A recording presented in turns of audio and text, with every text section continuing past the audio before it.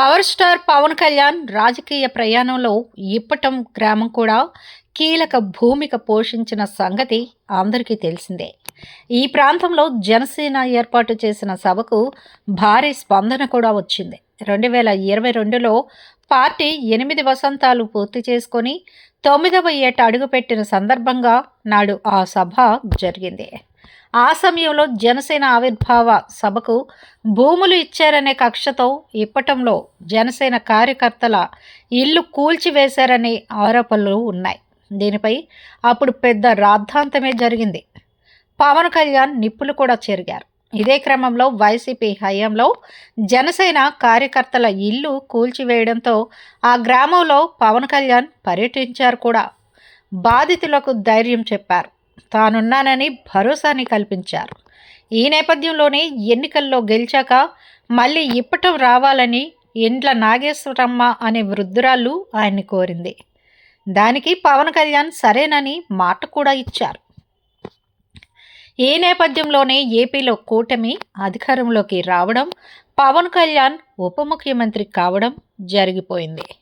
ఈ సమయంలో నాడు ఇప్పటంలో వృద్ధురాలు నాగేశ్వరమ్మకు ఇచ్చిన మాటకు కట్టుబడి పవన్ కళ్యాణ్ ఇప్పటం బయలుదేరారు. ఇందులో భాగంగా గుంటూరు జిల్లా తాడేపల్లి మండలంలోని ఇప్పటంకు చేరుకున్నారు.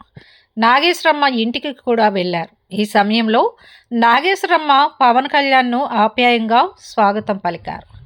ఈ సందర్భంగా ఆమె పాదాలకు నమస్కరించి పవన్ కళ్యాణ్ ఆశీర్వాదాన్ని తీసుకున్నారు. ఈ సందర్భంగా ఆమె పవన్ను ఆత్మీయ ఆలింగనం చేసుకొని యోగక్షేమాలు అడిగి తెలుసుకున్నారు. అదే సమయంలో ఆ వృద్ధురాలికి 50,000 రూపాయలు, ఆమె మనవడి చదువుకు ₹1,00,000 ఆర్థిక సాయం అందించారు డిప్యూటీ సీఎం పవన్ కళ్యాణ్. ఆమె మనవడి చదువుకు ప్రతి నెల తన వేతనం నుంచి 5,000 రూపాయలు ఇవ్వాలని నిర్ణయించారు కూడా. ఈ సందర్భంగా కాసేపు ఆ కుటుంబ సభ్యులతో ముచ్చటించారు. అనంతరం వృద్ధురాలు నాగేశ్వరమ్మ మాట్లాడారు. ఈ సందర్భంగా ఇచ్చిన మాట ప్రకారం పవన్ కళ్యాణ్ తమ ఇంటికి రావడం సంతోషంగా ఉందని అన్నారు. ఇంటికి పెద్ద కుమారుడిలా యోగక్షేమాలు అడిగి తెలుసుకున్నారని ఆమె ఆనందాన్ని వ్యక్తం చేశారు. కుటుంబానికి అండగా ఉంటానని భరోసా ఇచ్చారని, ఆరోగ్యాన్ని జాగ్రత్తగా చూసుకోవాలని తెలిపారని ఆమె తెలిపారు. ఇచ్చిన మాటకు కట్టుబడి పవన్ కళ్యాణ్ చేపట్టిన ఇప్పటం పర్యటన కార్యకర్తల్లో ఉత్సాహం నింపాల్సి ఉండగా దురదృష్టవశాత్తు క్షేత్రస్థాయిలో నాయకుల మధ్య ఉన్న ఆధిపత్య పోరును బహిర్గతం చేసినట్లయిందని చర్చకు దారితీసింది. ఇందులో భాగంగా పవన్ కళ్యాణ్ రాకముందే ఏర్పాట్ల విషయంలో స్థానిక నాయకుల మధ్య మొదలైన చిన్నపాటి ఘర్షణ పెద్ద వివాదానికే దారితీసింది.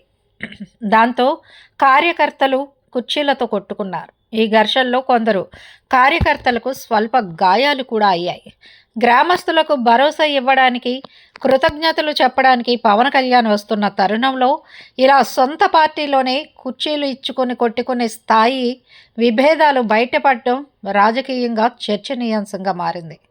ఈ నేపథ్యంలో అక్కడే ఉన్న పోలీసులు స్పందించి లాఠీలకు పంచి చెప్పడంతో వాతావరణం కాసేపు ప్రశాంతంగా మారింది. ఇప్పుడు ఈ వీడియోలు, ఫోటోలు సోషల్ మీడియాలో వైరల్గా ఉన్నాయి. మా వీడియోస్ నచ్చినట్లయితే లైక్ చేయండి, షేర్ చేయండి, ప్లీజ్ సబ్స్క్రైబ్ కూడా చేయండి.